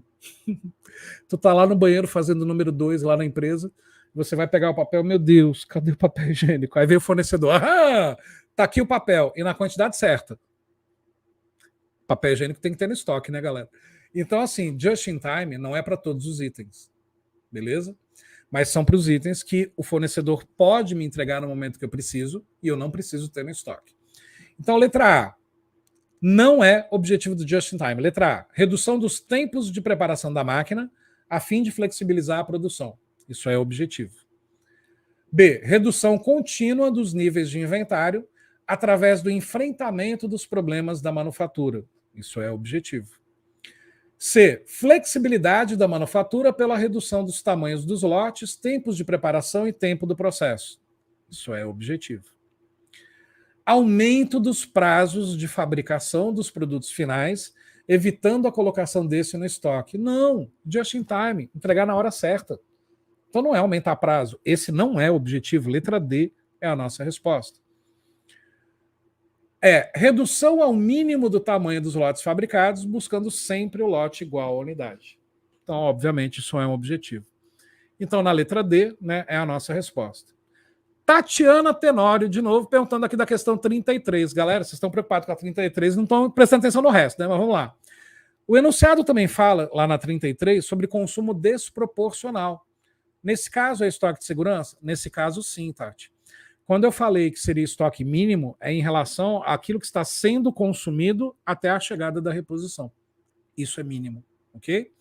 Agora, sobre um consumo desproporcional, e eu ter uma reserva me protegendo de possíveis consumos desproporcionais, aí é estoque de segurança. Até porque o consumo desproporcional não pode existir. Uma organização bem administrada não vai existir consumo desproporcional. Beleza, Tati? Vamos lá, então, questão 38. A curva ABC também é conhecida como curva 80-20. O enunciado, tu falou besteira. Que raiva, gente, que dá quando eu vejo questão de administração. Eu amo tanto a administração que quando eu vejo uma questão de administração no enunciado falando besteira, me dá vontade de matar a banca ou o professor que elaborou a questão. Vai estudar, meu filho. Curva ABC não é conhecida como curva 80-20. Curva ABC é conhecida como curva de Pareto ou regra de Pareto, que também criou a regra 80-20. Até porque a curva ABC não é 80-20, é 50-30-20. Quem estudou sabe do que eu estou falando. Como aqui é uma aula de revisão, eu não vou aqui explicar a origem da curva ABC, porque você já estudou isso. Mas Curva ABC também é conhecido como curva 80-20. Não. Não. Mas se o enunciado falou, tem que considerar correto, não é isso? Então vamos lá. Essa denominação se deve ao fato de que, na curva ABC, letra A, geralmente 80% dos pedidos são destinados a apenas 20% do centro dos custos. Nada a ver. B, esporadicamente, 20% dos itens corresponde a 80% do esforço gerencial de controle. Nada a ver. C, quase sempre 80% dos itens carregam 20% de chance de apresentarem algum problema no processo de estocagem. Nada a ver. D, muitas vezes 80% dos itens respondem por 20% dos custos totais dos estoques. Não, teria que ser o contrário. Olha a letra E, muitas vezes 20% dos itens são responsáveis por aproximadamente 80% do valor de uso dos estoques. Isso é correto.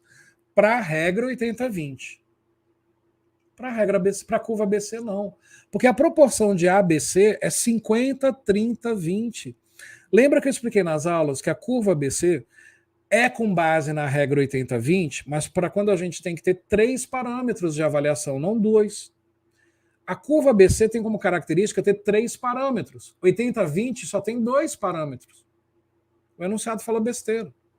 Mas você não vai brigar na hora da prova com o enunciado. Se o enunciado falou, tá certo. Entende?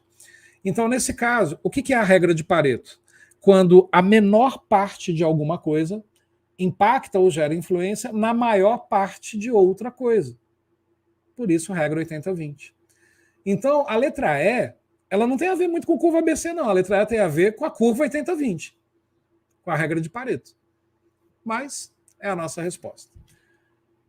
Lutemos contra as bancas, né? Infelizmente. Penúltima questão. Analise as afirmativas a seguir sobre a armazenagem e preservação de materiais. 1. O armazenamento de produtos químicos exige a adoção de cuidados especiais, óbvio, de forma a garantir a utilização de tais produtos em condições de segurança. Perfeito. Produto químico tem que tomar cuidado. Até o que não é químico, né? Ou melhor, A1 está correto. 2. A técnica de paletização do armazém, que são aqueles estrados de madeira, dada a sua comprovada ineficiência, é super eficiente paletizar a banca, tá doida? Está proibida no âmbito da armazenagem. Como assim está proibido? Tá doido? Bebeu. A 2 está errado. 3. Os bens perecíveis e não perecíveis podem ser armazenados em gôndolas por até 30 dias. Após o que deverão ser preservados por prazo indeterminado em planos metálicos. Hein? Gente, um item perecível, às vezes, só pode ficar armazenado por 1 dia. Depende do prazo de validade. Tem item perecível que pode ficar armazenado por 90 dias. A banca está doida. 2 e 3 erradas, apenas 1 correta, letra A. Chegamos então na nossa última questão. Quem tiver pergunta, vai colocando aí no chat. Vai escrevendo aí, porque depois da última questão eu vou ler algumas coisas que vocês escreveram e vou me despedir. Beleza? Então já vai escrevendo aí agora. 40. Analise as assertivas a seguir sobre armazenamento de materiais e assinale a alternativa correta. Letra A. Armazenagem a seco consiste em assegurar que materiais específicos sejam protegidos da umidade? Não, tem nada a ver. Como é que eu vou armazenar a seco? Eu garanto que está protegido da umidade, se a umidade vem do chão, a umidade vem da parede, enfim. B. Armazenagem por agrupamento facilita as tarefas de arrumação e busca, embora nem sempre permitindo melhor usufruto do espaço. Perfeito. Quando eu armazeno por agrupamento, eu coloco aqui no cantinho material de escritório, ali no cantinho material de limpeza. Então eu não aproveito legal o espaço físico, mas eu sei onde está. A B está correta. C. Armazenagem por frequência possibilita um bom aproveitamento do espaço disponível. Verdade. Eu deixo os que eu mais uso, os que eu menos uso, mais para fora ou mais para dentro, e aproveita melhor o espaço físico realmente. Só que não necessariamente. Eu só vou conseguir aproveitar melhor o espaço físico na armazenagem por frequência se eu também adotar por tamanho junto. E a letra C, ela não falou de adotar por tamanho junto. Então aí eu já não posso mais afirmar que isso é correto. D. Armazenagem especial refere-se a equipamentos de alto custo e de importância estratégica para a organização. Não, a gente viu isso na aula teórica. A armazenagem especial é quando eu tenho que tomar qualquer cuidado especial com o material. Seja colocar no ambiente refrigerado, seja tomar cuidado porque é muito caro, seja lá o motivo que for. Então a letra D não definiu legal o que é armazenagem especial.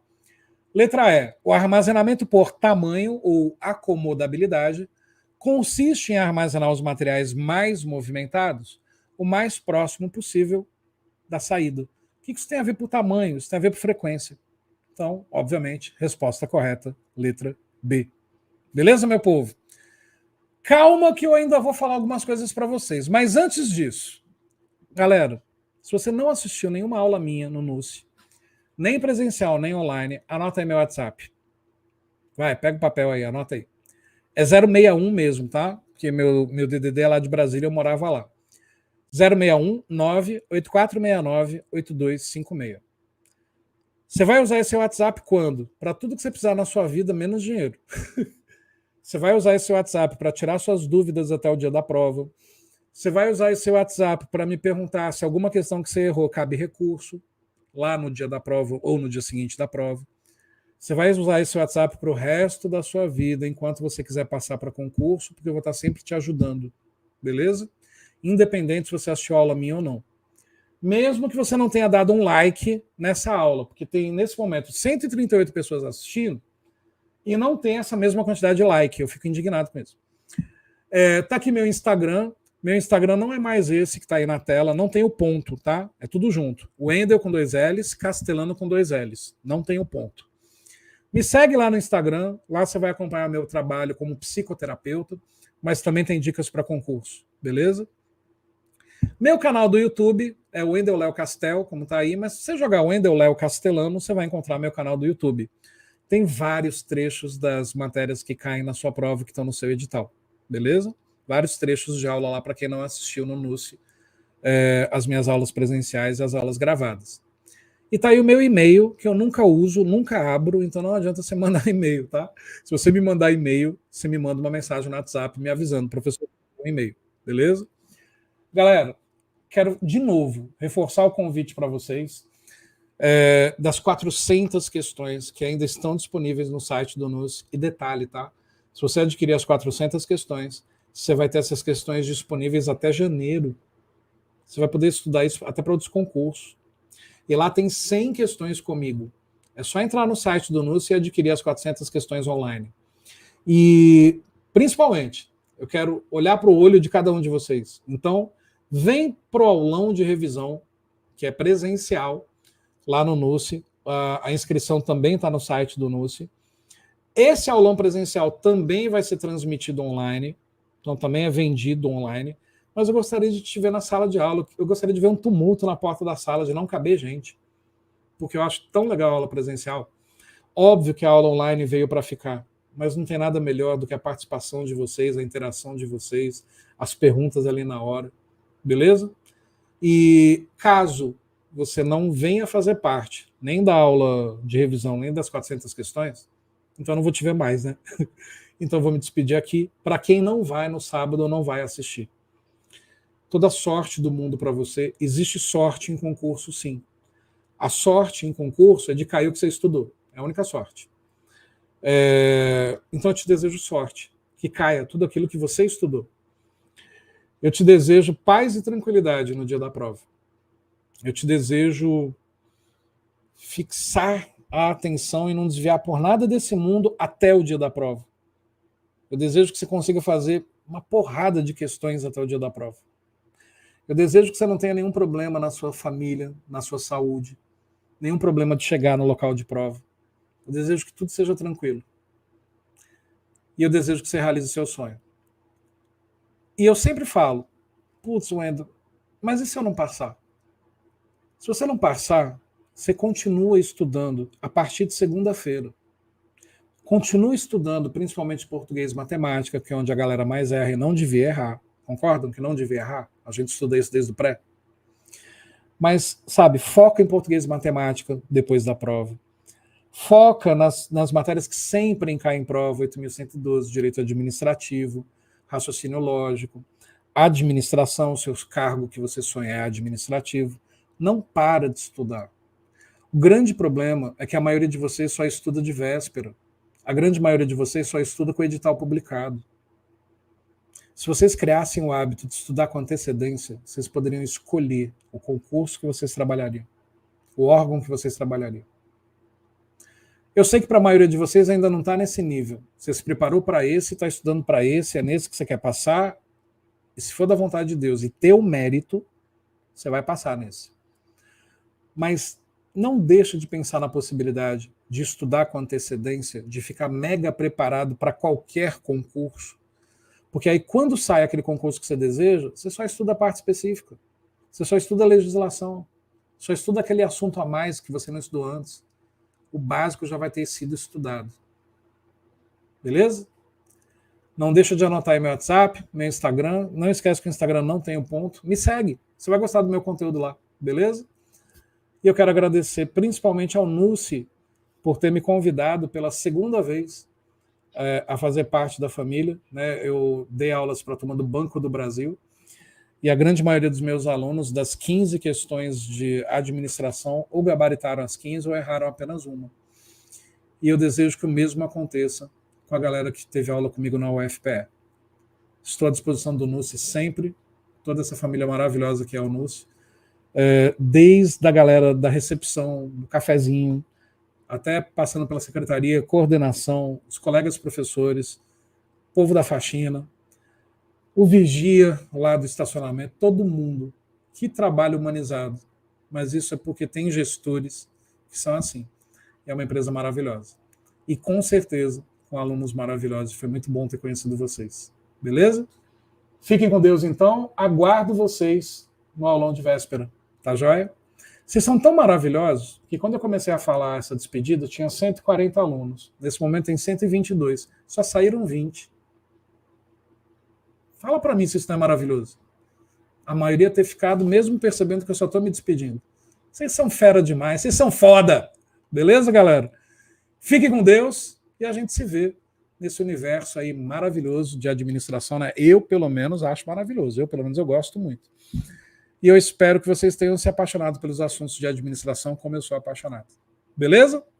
E a gente se vê nas próximas aulas aí no Nussi. Até mais, gente. Fiquem com Deus. Beijo no coração. Obrigado. Fui. Tchau. Até mais. Segue meu Instagram. Fui.